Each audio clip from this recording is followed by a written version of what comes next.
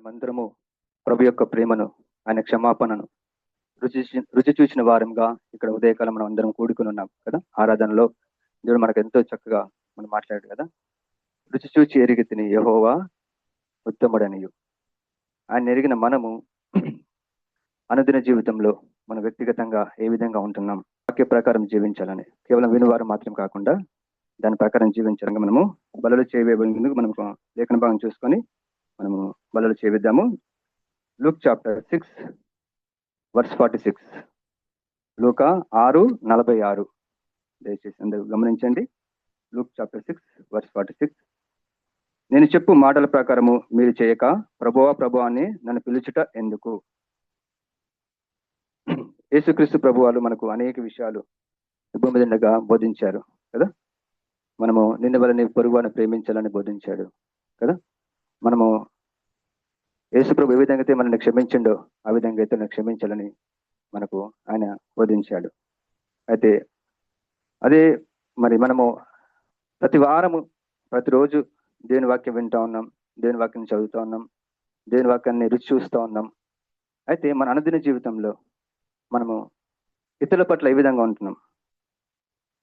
యేసు ప్రభు ప్రేమలో ఏముండదు. యేసు ప్రభు ఆయన మనసులో అపకారం ఉంచుకోడు కదా. మనము గత రెండు లాస్ట్ మంత్ మనము 1 కొరింథీయులు చాప్టర్ 13లో మనము విన్నాం కదా. 1 కొరింథీయులు చాప్టర్ 13 ప్రేమ ఏమంటుందంట?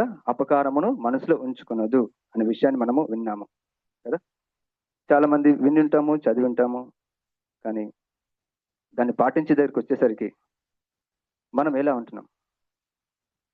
మన ప్రభు అయితే మనకు ఉపకారం చేసేవాడుగా ఉన్నాడు కదా. మనం పాపం చేత శాపం చేత పట్టబడినప్పుడు ఆయన మనం శిక్షింపకుండా ఏం చేశాడు? మనం ప్రేమించి మనం క్షమించి మన కొరకు తన ప్రాణాన్ని పెట్టి మనకు ఉపకారం చేశాడు. సో మనం ఎలా ఉన్నాం? యేసు ప్రభు యొక్క ప్రేమను క్షమాపణను రుచి చూచిన మనం ఇతరుల పట్ల ఆ విధంగా మన యొక్క ప్రవర్తన, మన యొక్క బిహేవియర్ ఎలా ఉంటుంది? మన ప్రతిస్పందన ఏ విధంగా ఉంటుంది? మనందరము ఈ విషయంలో జ్ఞాపకం చేసుకోవాలి, టెస్ట్ చేసుకోవాలా. You really tasted that the lord is forgiven you? మనం నిజంగా యేసు ప్రభు నన్ను క్షమించడాన్ని రుచి చూసామా? చూస్తే కనుక మనము ఏ విధంగా ఇతరులు ఒక పాపములు ఎలా మనము పెట్టుకొని బలలో చేవేస్తున్నాం?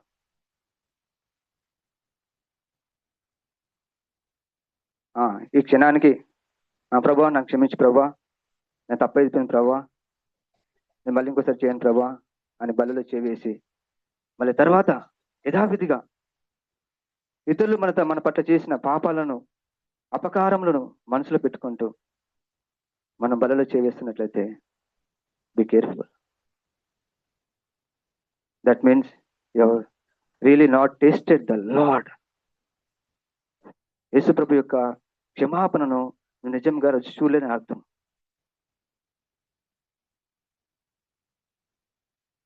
నాకు 2000లో నేను 10th అయిపోయి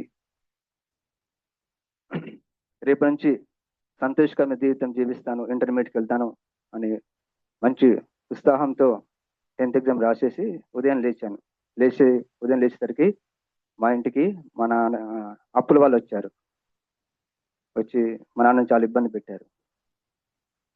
ఒక అతను మా నాన్న జామీన్గా ఉండి 10,000 రూపాయలు ఇప్పించాడు. అతను కట్టలేదు. కట్టినందుకు వాళ్ళు వచ్చి మా నాన్న అడుగుతున్నప్పుడు మా నాన్నకి అప్పుడు అనారోగ్యం ఉంది, చూసుకునే బాధ్యత, ఎందుకంటే నేను ఒక్కనే అనారోగ్యం ఉంది అని యూజువల్గా ఆయన పెరాలసిస్ వచ్చిన వ్యక్తి. సో అయినప్పటికీ కష్టపడి పని చేస్తున్న సమయంలో, అలాంటి సమయంలో మొత్తం డార్క్ అయిపోయింది. ఆ తర్వాత వాళ్ళు వచ్చి అడిగినప్పుడు ఎవరైతే అప్పు తీసుకున్నారో ఆయనతోటి ఒక కాగితం రాయించుకున్నాము. నేను ఫలానా రోజుకి ఈ డబ్బు కట్టకపోతే నా ఆస్తిలో దానికి సంబంధించిన ఎంతైతే 10,000 వరకు ఎంతైతే ఆస్తి వస్తుందో అంతవరకు తీసుకొని మీరు అప్పు తీసుకోవచ్చు అని చెప్పారు. కానీ ఆ వ్యక్తి వెళ్ళిపోయాడు. తర్వాత 20 సంవత్సరాల తర్వాత ఆ వ్యక్తి నాకు కళ్ళకు కనబడ్డాడు. ఆ డబ్బు ఇవ్వలేదు, ఆ వ్యక్తి కనబడ్డాడు. కనబడ్డప్పుడు నాకు అనిపించింది, అడగాల అనిపించింది. కానీ I have tasted the Lord, that God he's forgiven me. యేసు ప్రభు నన్ను క్షమించిండు అని గుర్తిరిగి అక్కడ అడగలేదు. అది ఇంటికి వచ్చిన తర్వాత కొన్ని రోజులకి నేను పేపర్స్ అన్ని చెక్ చేసిన, నా యొక్క సర్టిఫికేట్ చెక్ చేస్తున్నప్పుడు ఏదైతే అతను రాసి ఇచ్చిండో ఆ పేపర్ కనబడింది. అప్పుడే వారి యొక్క గ్రామము మల్లన్న సాగర్ రిజర్వాయర్లో పోయింది. డబ్బు ఉన్నది వాళ్ళ దగ్గర. నేను వెళ్ళి అడగొచ్చు కదా, this is what you have, నువ్వు నాకు జామీన్ రాసిచ్చావు కదా, నా డబ్బులు ఇవన్నీ అడగొచ్చు. కానీ యేసు ప్రభు యొక్క ప్రేమను రుచి చూసిన నేను ఏం చేశానంటే, ఏం చేయాలి, ఐ టోల్డ్, చింపేశాను,